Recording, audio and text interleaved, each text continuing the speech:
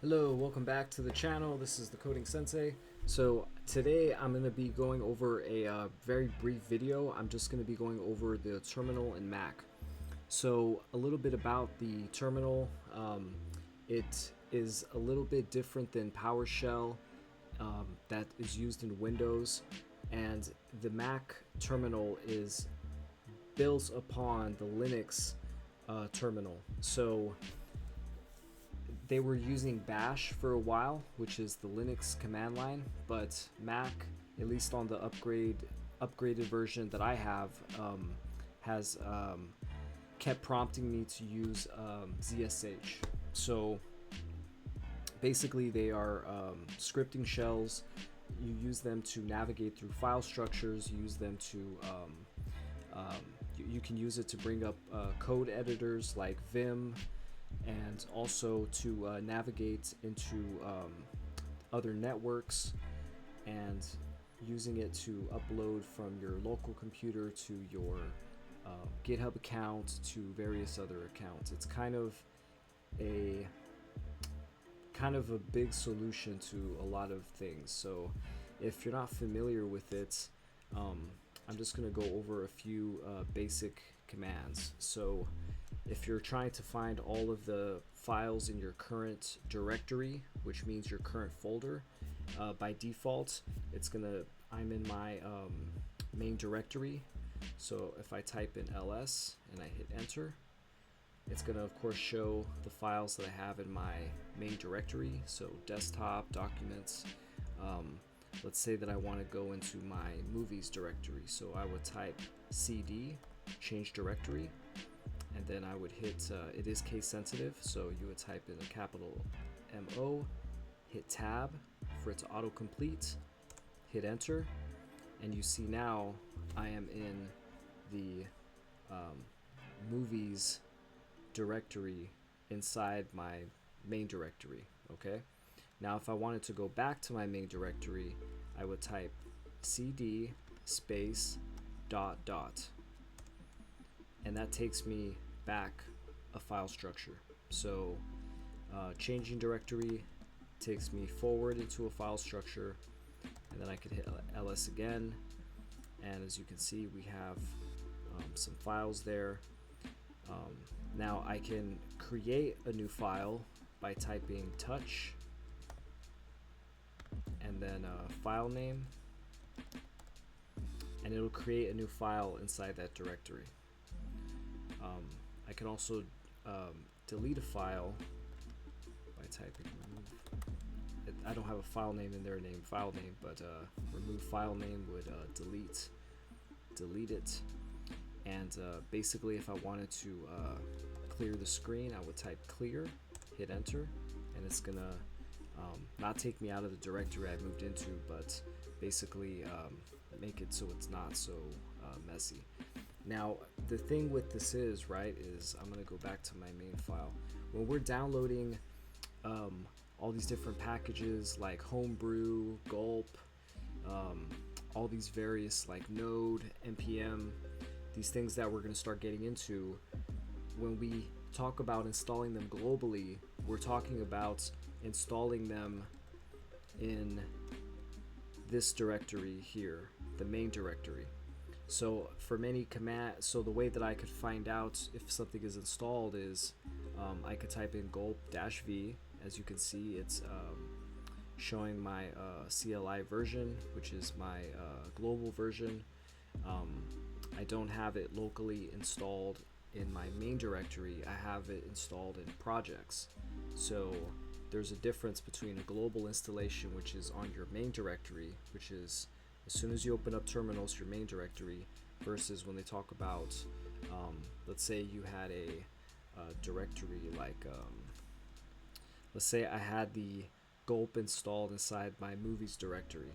Okay, so then I would change directory to movies, and then I could type in gulp-v, and it'll show me my version in that folder. So oftentimes when we work with package managers like package.json, when we're creating, when we run like an npm init command,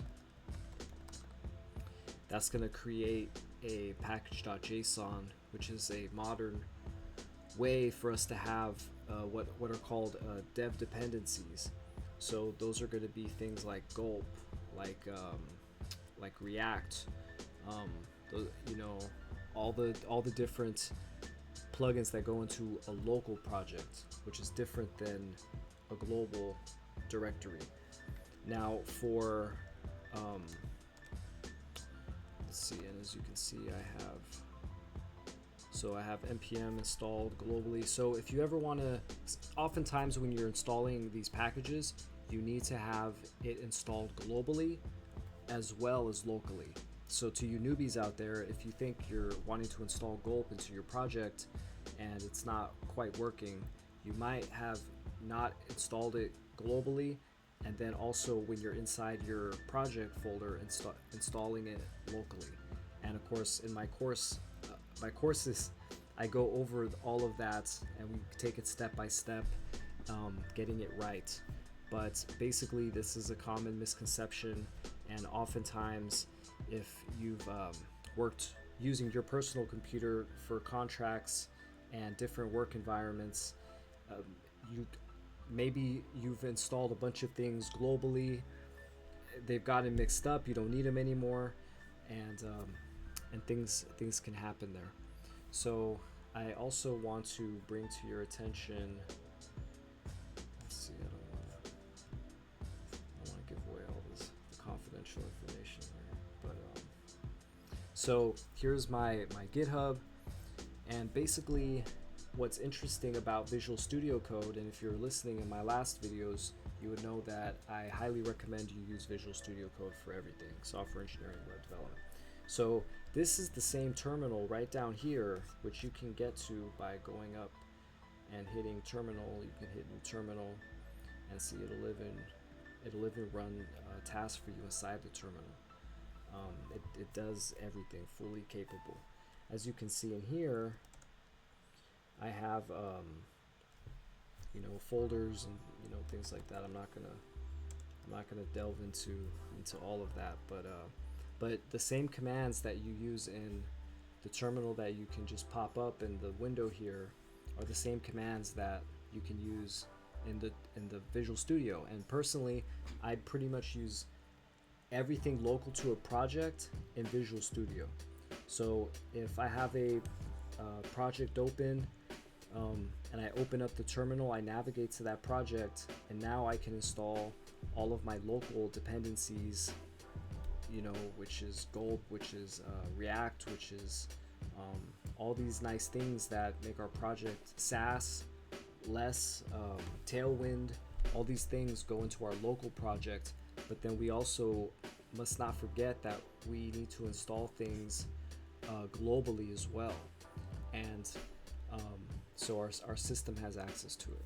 Now, in the next video, we're gonna set up a GitHub account using HTTPS, and in that video, we're gonna be running some more Git commands in the terminal, and you're gonna see the power of it in that respect. For those of you still using Bash, a lot of the commands, as in ZSH, Z shell, are pretty much the same, and there's other, the shell, which is the terminal, has gotten really fancy now. You can run a framework inside your shell. You could run Oh My Zoosh and all this different stuff. Personally, I don't think there's a big reason to get that involved into it, unless you're really into getting into dev operations or something like that. But for the average web developer, coder, software engineer, well, maybe even a little software engineering, you're basically gonna just have to know how to SSH into a network. Maybe that's your school's GitHub to get access to their projects. Maybe it's your company's code space, so you can get access to their projects for clients, because those things are going to be secure and locked down. And that's why, of course, we have our local computer using terminal to get into those networks which we need access to. We need to bring them down to our local environment. It's the same concept when we push something up into our GitHub accounts and we bring it back. Our local computer has a file for known hosts, and those are like special keys that are made between our local computer and the other network we're trying to get into, right? So that's really the power of Terminal. I'm not going to get into Vim or any of these other editors. You can pretty much actually just use Notepad. You can use a text editor for some of this stuff. You don't even need to use Vim all the time. And but we're going to go into the practicality of all that later on. So for now, just understand that the terminal is not complicated. We use it to get files, push files, and navigate through our computers and folders, which frankly you can do just drag and drop if you want also. But anyways, that's enough for today, and we'll talk soon.